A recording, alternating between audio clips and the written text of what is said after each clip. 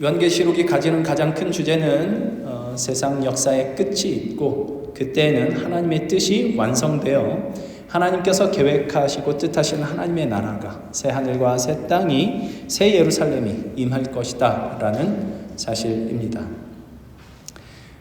세상 역사는 그리를 향해 흘러가고 있고요. 우리의 신앙도 그 중간 어딘가 지나가고 있을 겁니다. 이 하나님의 나라는 계시록 21장의 묘사대로 다시는 사망이 없고 애통하는 것이나 곡하는 것이나 아픈 것이 없는 나라일 텐데요. 이 모든 일들은 사실 본질적으로 하나님께서 함께 계셔서라는 이 말 속에 담겨져 있습니다. 하나님의 나라는 하나님께서 그의 백성들 가운데 친히 장막을 치시고 그의 모든 백성의 눈에서 눈물을 닦아주시는 곳, 하나님이 함께 하시는 곳, 그곳이 하나님의 나라입니다. 그래서 이 나라가 임하기 위해서는, 우리 가운데 하나님의 나라가 임하기 위해서는 하나님과 함께 해야 합니다. 그런데 하나님과 함께 하는 것을 방해하는 세력들이 이 땅에 있다. 이것이 요한계시록에서 이렇게 계시로 보여주는 내용들입니다. 그래서 이 하나님의 나라가 임하기 위해서는 하나님께서 그의 백성과 함께 하시는 것을 방해하는 이 적대 세력이 먼저 멸해져야 됩니다. 이제 요한계시록은 그리를 향해서 가고 있고, 오늘 저희가 18장을 읽었지만 17장 14절에 이미 그들이 어린 양과 더불어 싸우려니와, 이제 그들이라고 하는 것은 이 음녀와 짐승입니다. 음녀 바벨론과 짐승. 그들이 어린 양과 더불어 싸우려니와 어린 양은 만주의 주시오 만왕의 왕이심으로 그들을 이기실 터이요. 또 그와 함께 있는 자들 곧 부르심을 받고 택하심을 받은 진실한 자들도 이길 것이다 라는 이 말씀으로 이미 그리스도의 승리가 선포되고 있습니다. 하나님과 그의 백성이 함께하는 것을 방해하고 미혹하는 그 적대 세력에 대하여 그리스도께서 승리하신 이 승리가 이미 선포되고 있지요. 그런데 이 그리스도의 승리는 우리가 계시록하면 생각하는 것처럼 마지막 때에 가서 이렇게 일어날 일이 아니라 이미 예수께서 오셨을 때 성취가 되었습니다. 예수께서 오신 것을, 예수님은 마귀의 일을 멸하러 오신 분이라 이렇게 성경은 가르치고 있는데, 그 마귀의 일이 어디서 멸하여졌냐면 예수 그리스도의 십자가 위에서 멸하여집니다. 그러니까 이 적대 세력이 멸하여지는 이것을 우리 기독교 신앙이 가르치는 개인적인 구원의 차원에서 말하자면 이제 죄사함이라고 표현합니다. 죄사함이란 죄를 사함받는 것이지 않습니까? 이건 내가 지은 죄를 이제 없는 것으로 해주시는 것, 이런 의미도 물론 있겠지만 보다 본질적으로 이 죄사함이란 하나님과 함께하는 것을 방해하는 적대 세력을 멸하신 사건입니다. 왜냐하면 죄란 하나님을 마음에 두기 싫어하는 것, 그래서 하나님과의 관계가 단절된 것, 이것이 본질적인 죄이기 때문입니다.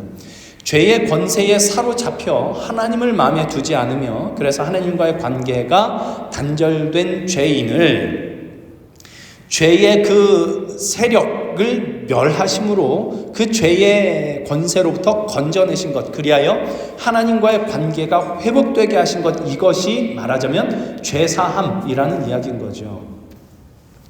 이렇게 하나님께서 그의 백성과 함께하는 것을 방해하는 적대 세력이 멸하여지는 것을 개인의 구원의 차원에서는 죄사함이라고 표현을 한다면, 이제 이 계시록의 종말론적 차원에서는 이것이 바벨론이 무너진 것으로 표현되고 있습니다. 이 바벨론, 17장에 아까 금방 읽은 17장에서는 음녀라고 표현이 되어 있고요. 이 바벨론이. 그래서 16장 19절부터 이제 바벨론의 무너짐에 대한 이야기가 나오는데, 17장을 거쳐서 오늘 본문으로 읽은 18장까지 이렇게 이 바벨론의 무너짐에 대한 이야기가 이렇게 이렇게 쭉 나오고 있습니다. 이 바벨론의 무너짐이 가지는 의미와 오늘 우리에게 이 말씀을 통해 주시는 이 메시지를 함께 나눠보려고 하는데, 이 말씀을 통해 하나님께서 주시는 이 풍성한 은혜가 저와 여러분에게 있기를 간절히 바랍니다. 먼저 여기 나오는 바벨론은 앞서 말씀드렸던 것처럼 하나님께서 그의 백성과 함께하는 것을 방해하는 적대 세력의 대표입니다. 역사적으로는 하나님의 백성 이스라엘을 사로잡았다가 결국에는 페르시아의 성경, 이제 우리말 성경 바사라고 나오는데, 페르시아에 패망해버린 나라가 이제 역사적으로 이제 바벨론이죠. 그러나 이 요한계시록이 쓰이던 당시에도 역사적으로는 이 바벨론이 이미 망한 나라였지만, 요한계시록이 쓰이던 이 당시에도 바벨론은 있었고 오늘도 바벨론은 존재한다라는 의미에서 여기 이제 바벨론이 등장하고 있습니다. 계시록이 쓰이던 당시에는 로마 제국이 이 바벨론이었고요. 오늘날에는 우리가 살고 있는 이 세상, 우리가 생각하고 말하고 행동하는 모든 것에 영향을 미치고 있는 이 세상 나라, 또 이 세상 나라의 정신, 이런 것들을 의미한다고 할 수 있을 것 같습니다. 그러니까 이때 당시에 요한계시록이 쓰여질 당시에 로마 제국은 여전히 건재해 있었습니다. 그런데 바벨론으로 상징된 이 로마 제국이 멸망하는 환상을 이제 요한이 보는 겁니다. 그러니까 물론 이제 이 요한계시록이 쓰여질 때 당시를 기준으로 미래에 이제 로마 제국도 멸망하게 될 것이 사실이지만, 오늘 본문의 2절 보시면 무너졌도다 무너졌도다 큰 성 바벨론이여 라고 선언하는 것처럼 이 바벨론으로 표현된 로마 제국의 멸망이 이미 일어난 일로 기록하고 있다라는 사실을 우리가 좀 주목을 해야 됩니다. 어째서 로마 제국이 여전히 이렇게 건재해 있음에도 불구하고 이미 무너졌다라고 이야기를 할 수 있느냐 하면, 여기서 말하는 무너짐이란 이런 의미이기 때문입니다. 2절을 다시 보시면 힘찬 음성으로 외쳐 이르되 무너졌도다 무너졌도다 큰 성 바벨론이여 하고, 그 뒤에 이 무너졌다는 게 무슨 의미인지가 이렇게 나옵니다. 귀신의 처소와 각종 더러운 영이 모이는 곳과 각종 더럽고 가증한 새들이 모이는 곳이 되었도다, 이렇게 되어 있습니다. 바벨론이 무너졌다, 로마 제국이 무너졌다라는 게 어떤 의미냐 하면, 이제 그 예루살렘에 대해서 예언되었던 것처럼 돌 위에 돌 하나도 남지 않을 정도로 완전히 파괴되어 사라져버린 것을 이야기하는 것이 아니라, 여기서 말하는 무너졌다는 것은 귀신의 처소가 된 것, 더러운 영이 모이는 곳이 된 것, 더럽고 가증한 새들이 모이는 곳이 된 것, 이것이 바벨론이 무너졌다는 의미라고 합니다. 이게 어떤 의미냐 하면 사망의 권세가 장악한 상태입니다. 귀신의 처소, 더러운 영이 모이는 곳, 이런 표현들은 이제 무덤가를 의미하고요. 더럽고 가증한 새들이라고 하는 것은 이제 열왕기상 같은 데 보시면 하나님께서 악한 왕들에 대해서 진노하시면서 이런 말씀을 주실 때 네 가족의 시체는 공중에 새가 와서 먹을 것이다, 이런 표현들이 나오는데, 이 시체를 먹고 사는 새들이 모이는 곳이라는 뜻이죠. 더럽고 가증한 새들이 모이는 곳. 그러니까 시체가 즐비한 곳입니다. 그러니까 죽음이, 또 사망의 권세가 장악한 곳이 되어버린 것, 이것이 바벨론이 무너진 것입니다. 그러니까 이 생물학적 숨이 끊어졌다라는 얘기가 아니라 하나님께로부터만 공급받을 수 있는 생명이 사라진 상태로서 죽음과 사망의 권세가 장악한 곳이 되어 있다는 것입니다. 그래서 하나님께서 주시는 생명, 그 생명이 가지는 풍성함, 그 생명의 아름다움이 다 사라지고 각종 더러운 귀신의 영이 가득하고, 그래서 사람들을 미혹하여 악한 마음을 품게 하는 곳, 온갖 술수와 속임수가 난무하고 겉으로 보기에는 멀쩡해 보이지만 속에는 온갖 가증한 것과 더러운 것이 가득한, 우리 마태복음에서는 예수님께서 이 바리새인들을 꾸짖으실 때 회칠한 무덤 같다 이렇게 말씀을 하셨죠. 그러니까 무덤을 아주 깨끗하게 정리를 해놨지만 그 속에 있는 건 어쨌든 시체인 겁니다. 그러니까 로마 제국이잖아요. 제국 얼마나 그 풍요롭고 살기 좋은 모습을 하고 있었겠습니까마는 그 속에 지금 있는 것은 전부 다 시체더라라는 얘기인 것입니다. 이것이 바벨론의 무너짐, 요한계시록이 쓰이던 당시에는 로마의 무너짐이었던 것입니다. 하나님의 생명이 사라져버린 세상이 되어버린 것이죠. 하나님의 생명이 없으면 결국 모든 것이 다 썩고 죽게 되어 있습니다. 하나님의 생명만이 줄 수 있는 인간의 아름다운 가치들이 다 무너집니다. 사랑과 용서와 오래 참음과 자비로움이 사라지고 경쟁과 속임수가 난무하는 세상, 거기는 서로 망하게 하고 죽게 하는 것밖에는, 죽고 죽이는 것밖에는 나올 것이 없습니다. 그래서 이제 이 음녀로 표현된 바벨론이 망하는 것을 17장 16절에서는 뭐라고 얘기를 하냐면 이렇게 말을 합니다. 내가 본 바, 이제 요한이 보는 겁니다. 내가 본 바 이 열불과 짐승은 음녀를 미워하여 망하게 하고 벌거벗게 하고 그의 살을 먹고 불로 아주 사르리라 이래요. 그러니까 17장에서는 아까 말씀드렸던 것처럼 바벨론이 음녀로 나타나는데, 그래서 음녀를 미워한다는 게 바벨론을 미워하는 겁니다.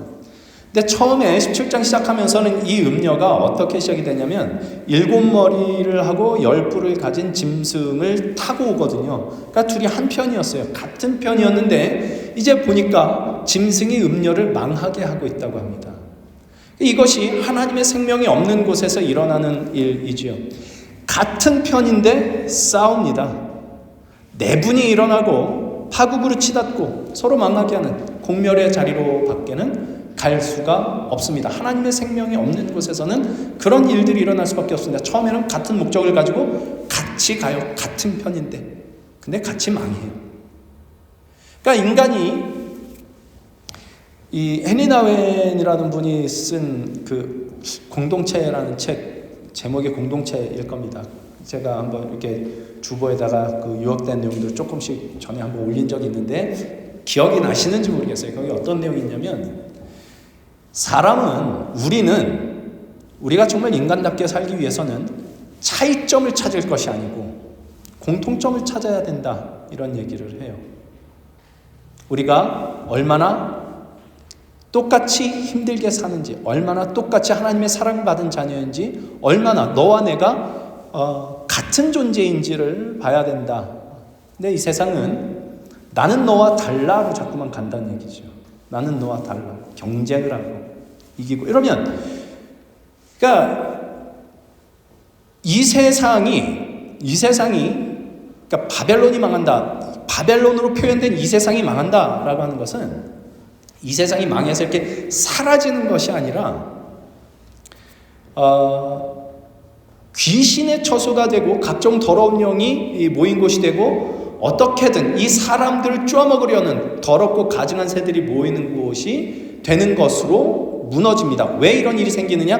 하나님의 생명이 없어서 사망과 권세가 장악한 세상이 되어 서로가 같은 것을 보고 같은 자리로 가는 것이 아니라 다름을 보고 차이를 지적하고 그것 가지고 싸우고 다투는 대로 가는 거죠. 그러니까 이 세상이 아직 안 망했잖아요. 근데 지금 여기에 귀신의 처소가 됐고, 이 세상이 이미 귀신의 처소가 됐고 각종 더러운 영이 모인 곳이 됐고 더럽고 가증한 새들이 모인 그런 세상이 됐습니다. 바벨론이 무너졌도다가 선언될 만한 세상이 된 거죠.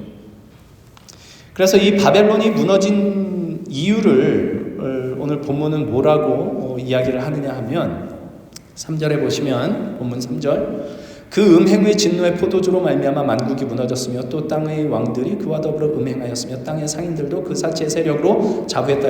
음행했다. 땅 위의 왕들도 같이 음행을 하겠다. 바벨론과 함께. 그러니까 이 바벨론이라는 이 세상의 정신과 더불어 음행하겠다. 음행했다는 것은, 성경에서 음행했다고 하는 것은 언제나 우상숭배입니다. 남편이신 예수 하나님 아버지를, 하나님을 버리고 다른 데 가서 바람 피운 거죠. 하나님을 버린 것입니다. 이걸 음행했다고 이야기를 합니다. 또 상인들이 사치의 세력으로 치부했다. 치부라고 하는 것은 부를 쌓아 올렸다라는 뜻인데, 그러니까 그 바벨론이 사치한 것을 등에 입어 부자가 된 겁니다. 그러니까 계속 부추기죠. 이 세상은 뭐 광고하는 것도 그렇고 서로 뭐 대화를 나누는 것도 그렇고 이 세상에 부한 것을 어떻게 우리가 더 잘 쌓을 수 있는가 하는 것들에 온통 관심이 쏠려 있습니다. 그러니까 사치라고 하는 것은 왜 하느냐? 세상의 것에 과도한 가치를 두기 때문입니다. 그러니까 음행이나 여기 말하는 사치함으로 치부했다라고 하는 이것들은 하나님을 버려둔 것, 하나님을 마음에 두지 않는 것을 표현한 것이죠. 그러니까 이게 바벨론이 망한 이유였습니다. 귀신의 처소가 되고 더러운 영이 모인 것이 되고 더럽고 가증한 새들이 모인 것이 되고, 또 7절 그가 얼마나 자기를 영화롭게 하였으며 사치하였든지 그만큼 고통과 애통함으로 갚아주라. 그가 마음에 말하기를 나는 여왕으로 앉은 자요 과부가 아니라 결단코 애통함을 당하지 아니하리라. 이렇게 얘기를 한대요. 그러니까 바벨론이 하는 얘기입니다. 바벨론이 자기를 영화롭게 하고 자기를 위해서 사치합니다. 그러니까 자기를 영화롭게 한다.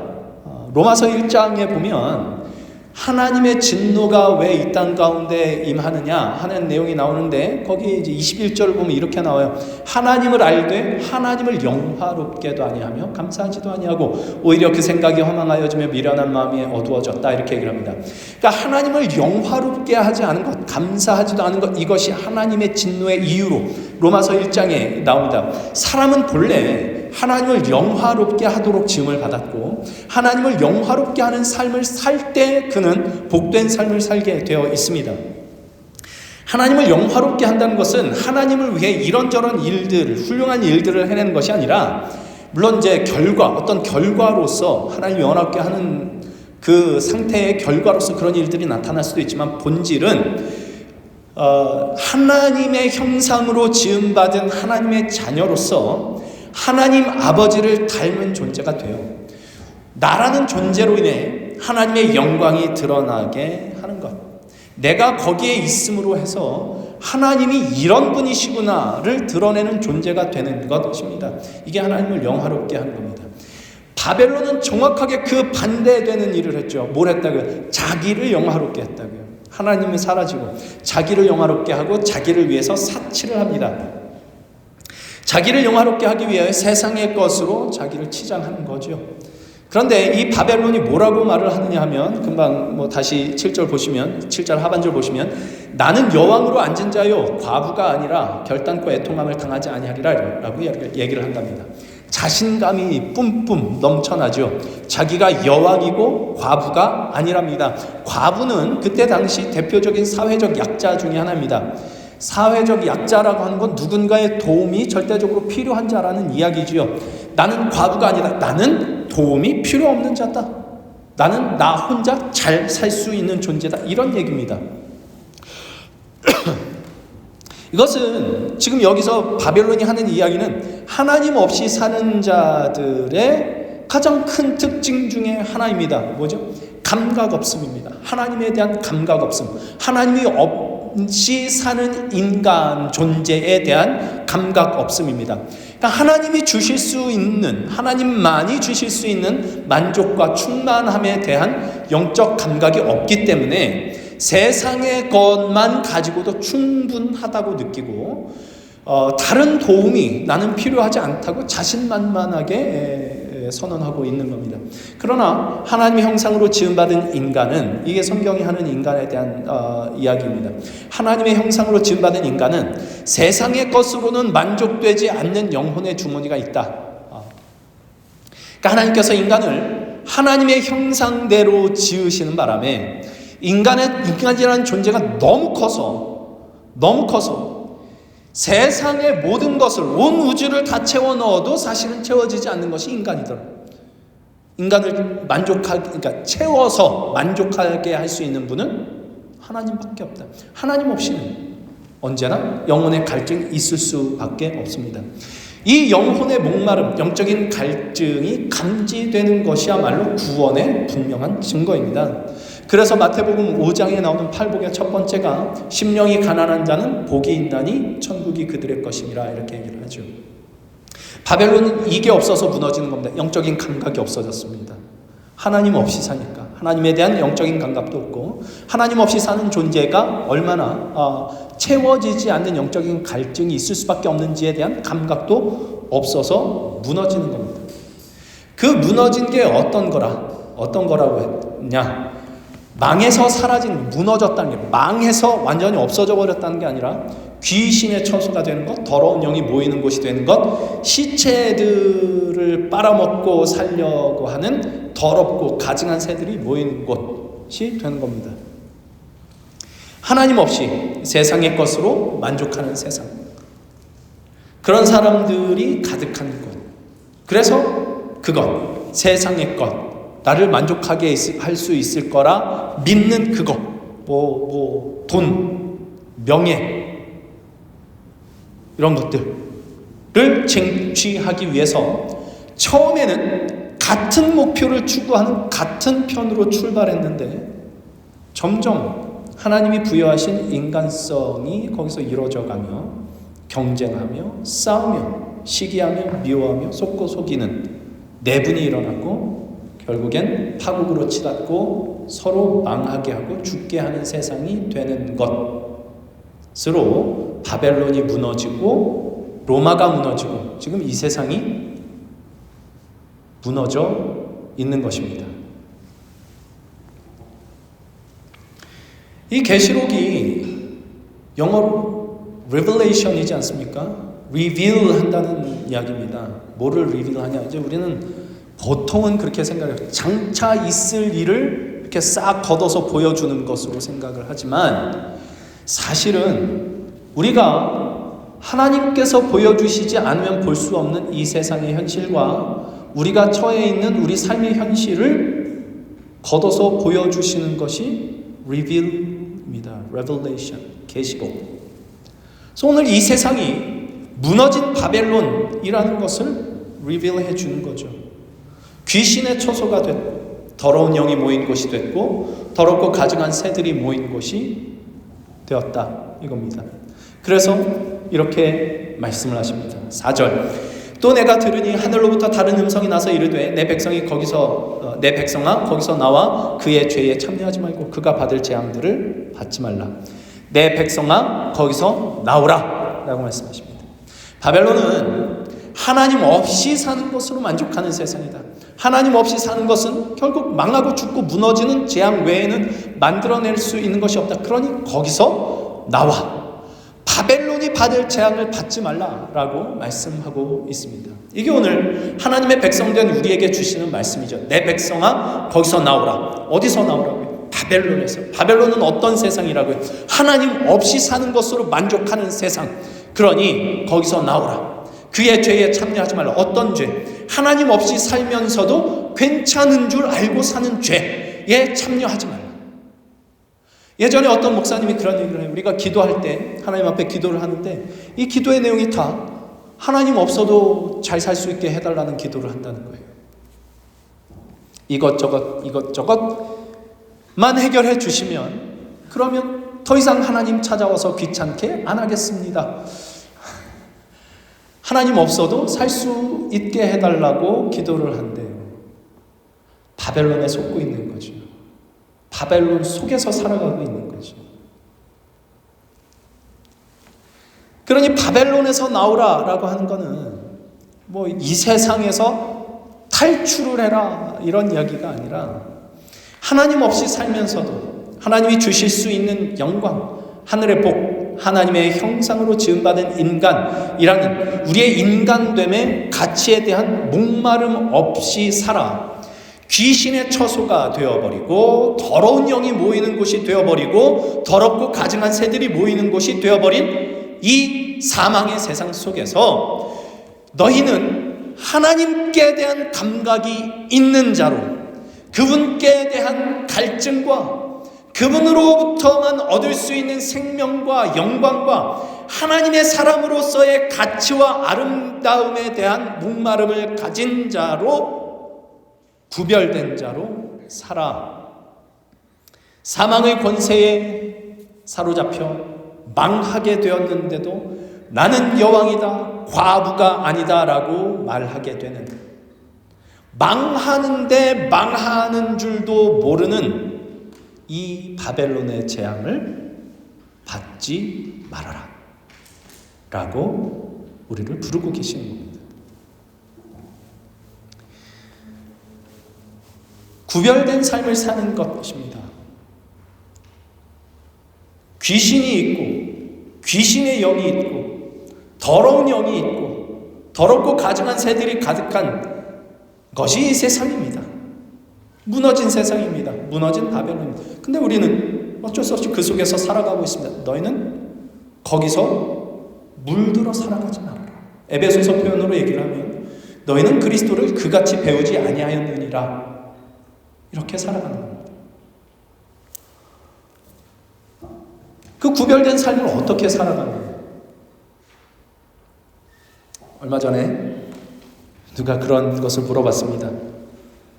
예수님이 믿어 하나님의 백성된 사람들은 구별된 삶을 살아야 된다라는 이야기를 많이 듣는데 도대체 구별된 삶이라는 게 뭡니까? 여러분, 구별된 삶이라는 게 뭡니까? 우리는 구별된 삶, 그러면 아마 가장 먼저 도덕적으로 순결한 삶을 먼저 떠올릴지도 모릅니다. 물론 그런 의미가 거기에 포함이 되어 있습니다만 본질적으로 구별된 삶이라는 건 이런 겁니다. 하나님께서 이스라엘 백성을 택하셨을 때 그들은 이미 하나님께 구별되었습니다. 그것은 그들이 하나님께 택함을 받을 만한 자격과 조건이 있기 때문이 아니었죠. 신명기에서는 다만 하나님께서 그들을 사랑하심으로 인하여 그들을 택하셨다라고 기록하고 있습니다. 그들은 그렇게 구별됩니다. 전적인 하나님의 사랑과 은혜로 세상 나라와 구별되는 하나님의 백성으로 그렇게 구별이 됩니다. 내가 쟤들보다 더 도덕적이다. 내가 쟤들보다 더 선하다. 내가 쟤들보다 더 윤리적이다. 내가 쟤들보다 더 순결하다. 이런 것으로 구별되는 것이 아니라 하나님께서 당신의 사람으로 구별 지으신 것으로 구별된다는 말이죠. 이 일이 예수 그리스도 안에서 우리에게 동일하게 일어납니다.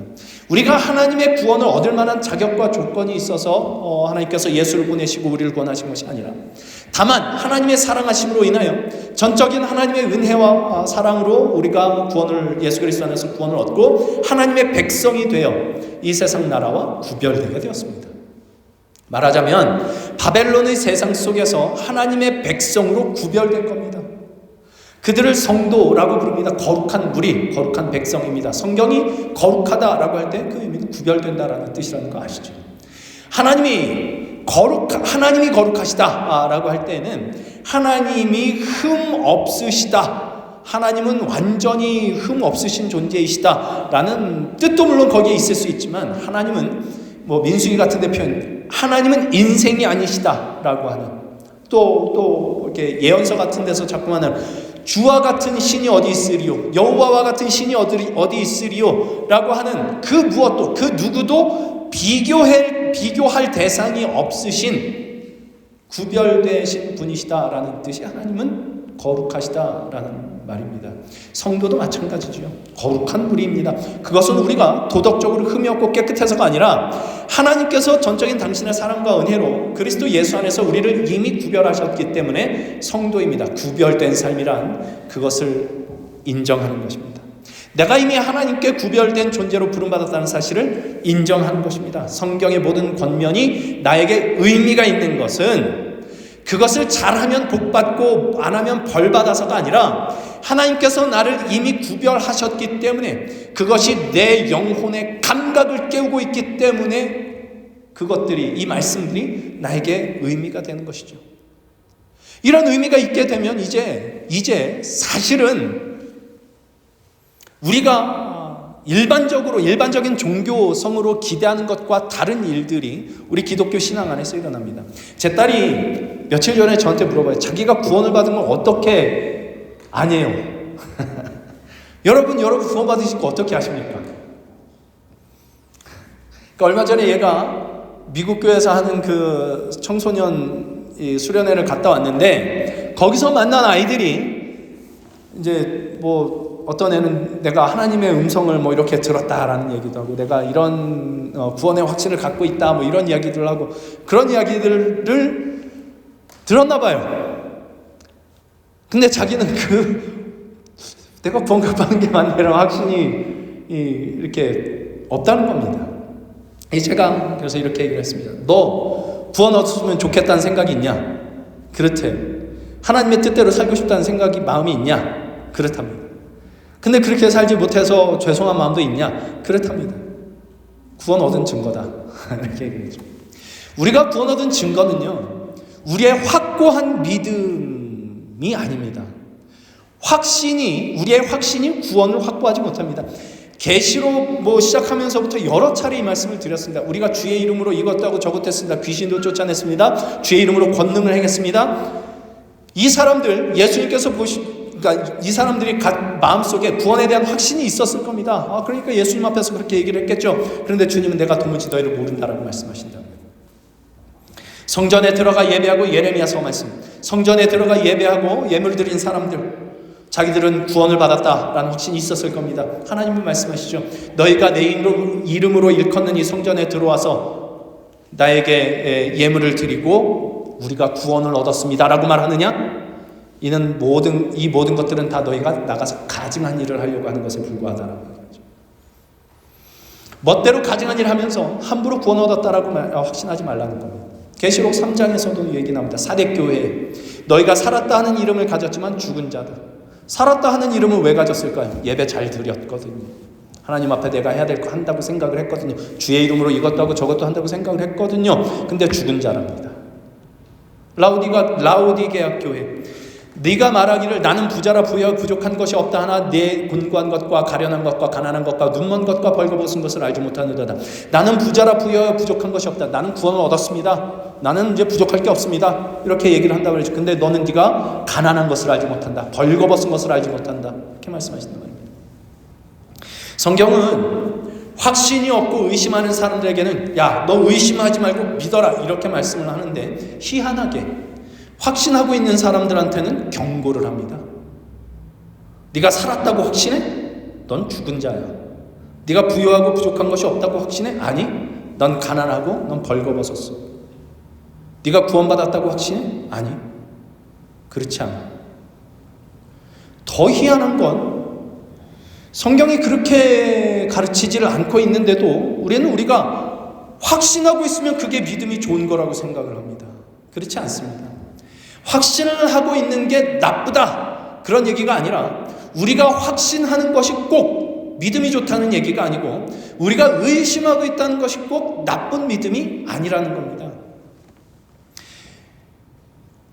우리 신앙의 옳고 그름, 우리가 바른 길로 가고 있느냐 할 때 가장 첫 번째로 점검해야 되는 것은 영적 감각입니다. 구원의 첫 번째 증거가 영적 감각입니다. 구원 얻고 나면 하나님께 대한 감각이 생겨납니다. 하나님의 말씀에 대한 감각이 생겨납니다. 영적인 것에 감각이 생겨납니다. 그래서 하나님의 말씀하신 대로 살지 못해서 아픈 마음이 거기서 생겨나죠.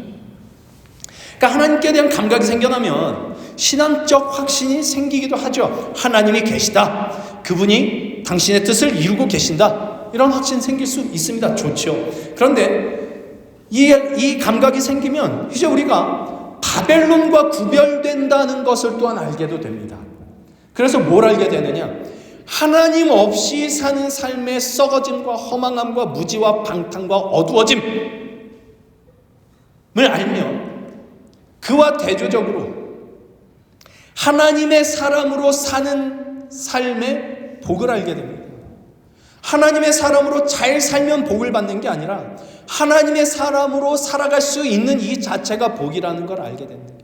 하나님을 닮아가는 것의 복, 그리스도와 같이 사랑할 줄 알며 그리스도와 같이 용서할 줄 알며 오래 참을 줄 알게 되는 것의 복을 알게 됩니다. 살다 보면 저 정말 그런 생각 정말 많이 들 때가 있습니다. 여러분도 그럴 겁니다. 내가 왜 그거 하나 참지 못했을까? 내가 왜 그거 하나 참지 못했을까? 내가 왜 거기서 그렇게 말을 해버렸을까? 내가 거기서 왜 화를 터뜨렸을까? 하나님이 기뻐하시는 게 아닌데 생각 들지 않습니까?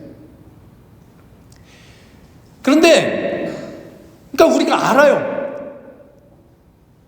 하나님 없이 사는 삶은 지금 아무리 기쁘고 즐겁고 뭐 겉으로 보기에 행복하게 사는 것 같아도 결국엔 이건 허망한 것이고 썩어지는 것이고 망한 것이라는 걸 압니다. 하나님과 동행하며 사는 것이 지금 힘들고 괴롭더라도 이게 여기가 진정한 복이 있는 곳이다라는 것을 알게 되는 그 감각이 생겨났다고요. 근데 아는 만큼 안 될 때가 훨씬 많죠. 우리의 죄인된 본성이 우리의 발목을 잡을 때가 많고 오호라 나는 곤고한 사람이로다 누가 이 사망의 몸에서 나를 건져낼까? 라는 탄식을 할 때가 있습니다. 그런데 그 탄식은 누구만 할까요? 하나님의 생명이 임하여 영적인 감각이 생긴 사람만, 하나님의 뜻대로 살며 하나님으로 만족하며 살고자 하는 사람만 이 탄식이 나옵니다. 아는데 안 되니까. 모르면, 그 감각이 없으면 자기 멋대로 사는 게 제일 좋습니다. 실패하고 넘어지면서 부끄러워하고 다시 일어나고 다시 주님 붙들면서 그 길을 가는 사람만이 하는 탄식이 오라 나는 곤고한 사람이로다 누가 이 사망의 몸에서 나를 건져내랴 라는 탄식을 하는 거죠. 그 사람이 영적 감각을 가진 사람입니다. 구원 얻은 가장 첫 번째 증거입니다. 오규원 시인이 쓴 살아있는 것은 흔들리면서 라는 시가 있는데요.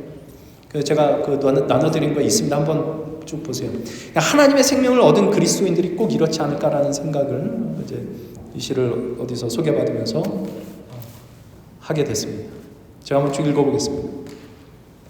살아있는 것은 흔들리면서 튼튼한 줄기를 얻고 잎은 흔들려서 스스로 살아있는 몸인 것을 증명한다. 바람은 오늘도 분다.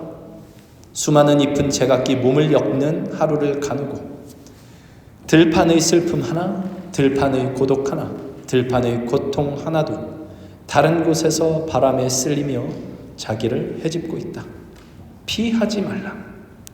빈들에 가서 깨닫는 그것, 우리가 늘 흔들리고 있습니다. 우리는 흔들립니다. 그런데 그게 살아있는 증거이고 생명이 임한 증거일 수 있습니다. 바벨론이 무너졌도다. 이 세상이 무너졌도다. 그래서 이 세상은 귀신의 처소가 되고 더러운 영이 모이는 곳이 되고 더럽고 가증한 새들이 모이는 곳이 되었다. 거기에 휩쓸리지 마라. 거기에 따라가지 마라.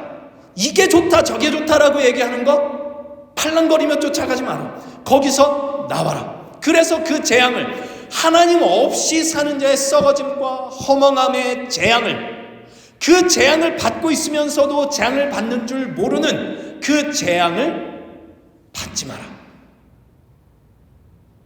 라고 우리에게 얘기하고 있습니다. 이 길을 포기하면 흔들릴 일이 없습니다. 그냥 포기하고 따라가면 흔들릴 일이 없습니다. 제가 종종 말씀드립니다만 하나님을 모르면 죄가 죄인 줄 모르고 죄를 짓고 하나님을 알면 죄가 죄인 줄 알면서 죄를 짓습니다. 어느 게 낫겠습니까? 죄를 죄인 줄 알고 죄를 지으면 아픕니다. 부끄럽고 죄스럽고 고통스럽습니다. 삶이 흔들리는 것 같습니다. 살아있다는 증거입니다.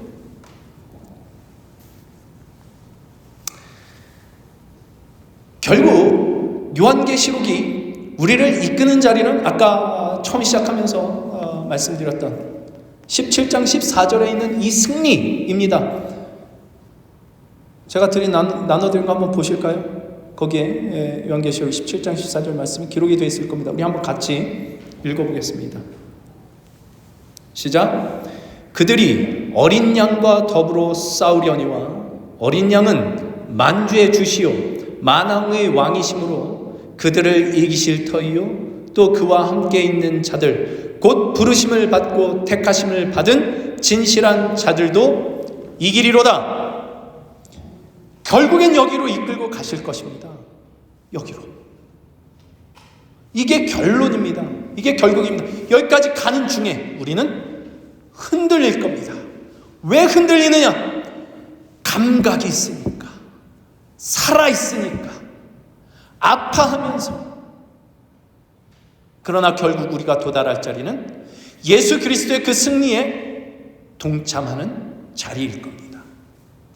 그러니 요한계시록이 우리에게 자꾸만 이야기하는 것은 미래에 이런 무시무시한 일들이 일어날 거다. 그거 조심해라. 이런 얘기를 하는 게 아니라 지금 이 일이 여기서 일어나고 있다. 바벨론이 무너졌다. 이 세상이 무너졌다. 더러운 영이 가득하다. 귀신이 가득하다. 더럽고 가증한 새가 가득하다. 여기서 거기에 물들지 말고 살아라.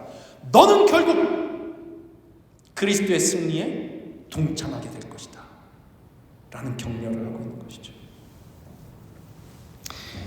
바벨론이 무너졌습니다. 이 세상은 무너진 세상입니다. 이제 이곳에서 나와 이 세상에 휩쓸리지 않고 나와 하나님의 생명으로 살아가기로 하면 정말 좋겠습니다.